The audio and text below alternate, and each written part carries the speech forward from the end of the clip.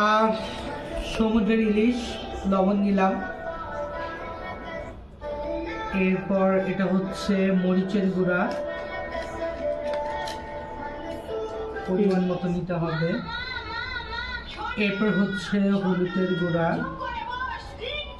গুঁড়াটাও পরিমাণ মতো নিতে হবে। হচ্ছে কক্সবাজারের সমুদ্রের ইলিশ, খুবই মজার হবে আশা করছি। আমার চেহারা দেখাও। আমি প্রায় তৈরি করে ফেলছি,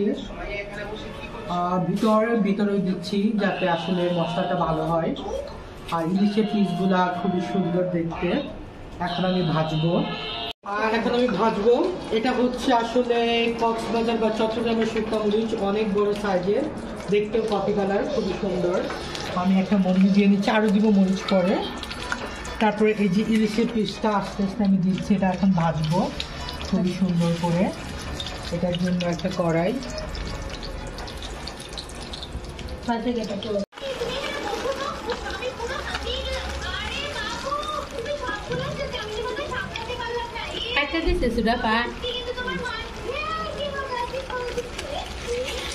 ইলিশগুলো প্রায় ভাজা শেষের দিকে। আমরা এখানে 4 পিস নিয়েছি, কারণ আমরা এখানে 4 জন আছি। বাকিগুলো দিয়ে সর্ষে ইলিশ রান্না করব। এটা আমাদের লাইফের ফার্স্ট এক্সপিরিয়েন্স। খুবই সুন্দর।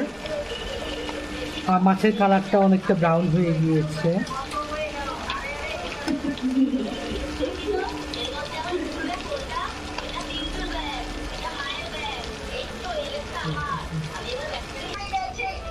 এগুলো দিয়ে সর্ষে ইলিশ করব।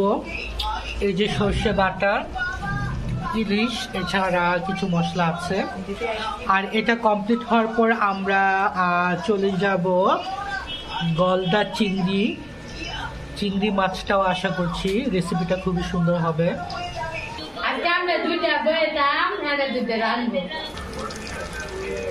একেবারে শেষের দিকে, আরেকটু সময় লাগবে, এখনই শেষ হয়ে যাবে। কিছু মরিচ দেখাচ্ছি, চিটাগাংয়ের বিখ্যাত মরিচ। এগুলা খুবই লম্বা, খুবই বড়, আর এগুলো খেতে আসলে অনেকে বলে মিষ্টি, অনেকে বলে ঝাল। দেখা যাক। মাছগুলো ভাজা শেষ, খুবই সুন্দর হয়েছে। এখন মাছের জন্য একটু পেঁয়াজগুলো ভাজা হচ্ছে। এটা আসলে সরিষা ইলিশের জন্য, সরিষা ইলিশ রান্না করা হবে এখন। আচ্ছা, ঠিক আছে।